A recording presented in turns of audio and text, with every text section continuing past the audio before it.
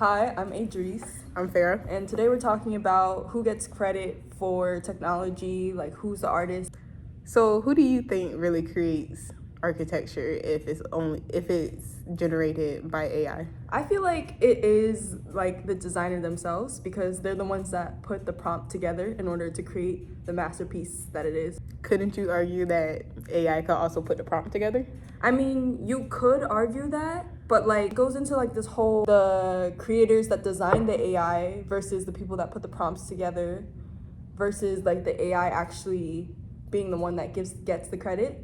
But I feel like since AI isn't what is the word, autonomous? It doesn't have a conscience to know that it has to create something. Exactly. So you have to prompt it to do said thing. We know how to use the programs that architecture is known for, rendering and the BIM software, and now we know how to use the AI programs to do the things that that the BIM and the rendering softwares are doing. I think our next step as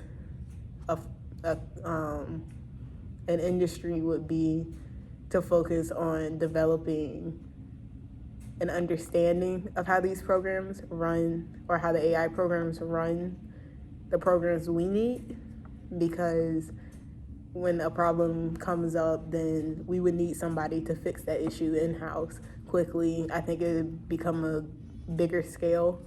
And although there's people who created AI who know it better, computer science majors, I think that would be our new reality. I think everybody will have to focus on actually knowing computers rather than knowing all these different disciplines.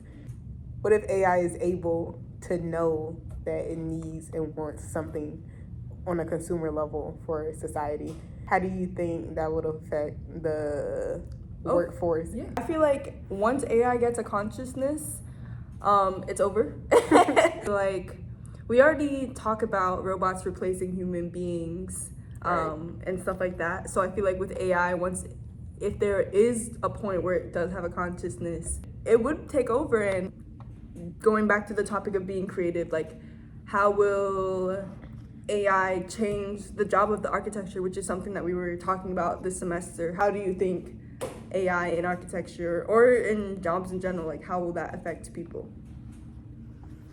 Like you had said earlier, if it gains a consciousness and it can mimic, or it basically becomes human, then obviously we would have to adjust to our new reality, which is that technology is better, because at that point it would be better. It would take the only thing that we have, which is the consciousness, our consciousness. But if it doesn't, basically coding, and that's all we're doing, I think maybe the field of architecture would pivot from us designing, but rather us designing codes. I think it'd be more technical in the sense that we have to learn the programs to create the programs that we're using, instead of just knowing how to use them, because we already know how to use the AI programs.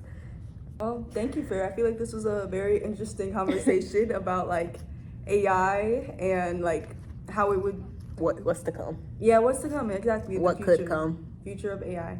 Well, that's it for today, guys.